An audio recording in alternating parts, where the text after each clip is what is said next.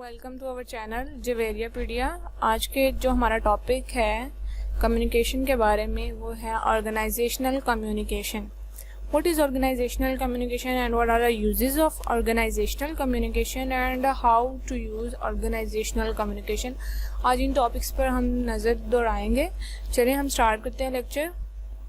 सबसे पहले हमें पता होना चाहिए कि ऑर्गेनाइजेशनल कम्युनिकेशन होता क्या है। इसके डेफिनेशन में आता है कि business communication is use for a wide variety of activities including but not limited to strategical communication, planning, media relation, internal communication. इसमें हमारे पास आ जाते हैं ये वाली सारी चीज़ें, यानी कि जो हम लोग एक पब्लिक वे में करते हैं, कुछ ऑर्गेनाइजेशंस को मिला के कम्युनिकेशन करते हैं, उस चीज़ को हम लोग ऑर्गेनाइजेशनल कम्युनिकेशन कह देते हैं। इसमें हमारे पास आते हैं public relation such as social media, broadcast, written communication as more. ऐसी कम्युनिकेशन जो कि ऑर्गेनाइजेशन के अंदर होती हैं, कम्युनिकेशन स्किल्स, बोलने चालने की जो बातें होती हैं, उसको हम लोग ऑर्गेनाइजेशनल कम्युनिकेशन कहते हैं। Brand management, speech writing, customer client relation and internal employ communication. Companies with limited resources may choose to engage in only few of these activities, while larger organizations will employ a full spectrum of communication. Since it is relatively different to develop such a broad range of skills, communication professionals often specialize in one or two of these, but usually have at least a working knowledge of most of them. अगर हम लोग इसकी बात करें organisational communication का जो next step है, उसमें आता है classical approach.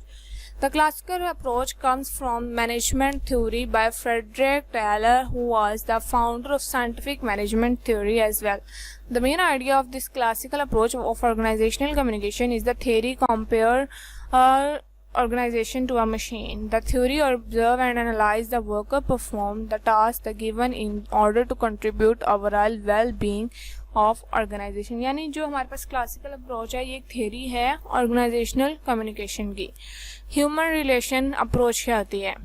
The human relation approach is based from the universal different theories such as Alton Mayo and M.C. Georgians, Douglas, Abraham Maslow, Mary Parkners, और ये सारे इंसान हैं जिन्होंने थ्योरीज दी ह्यूमन रिलेशन के ऊपर। The human idea of human relation approach of organizational communication is that theory compare organization to a family.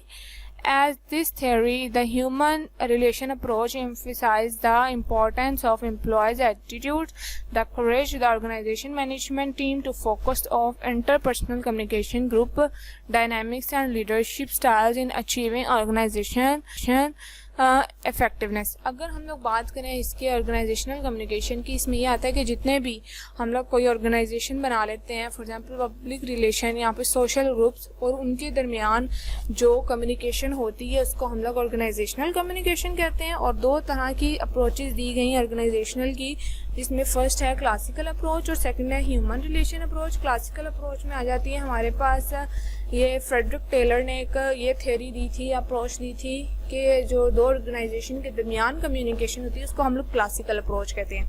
Human relation approach वो होती है जो कि सोशल फॉर्म में होती है, for example family to family communication होती है, कंपनी टू कंपनी होती है, उसको हम लोग ह्यूमन रिलेशन कम्युनिकेशन कहते हैं।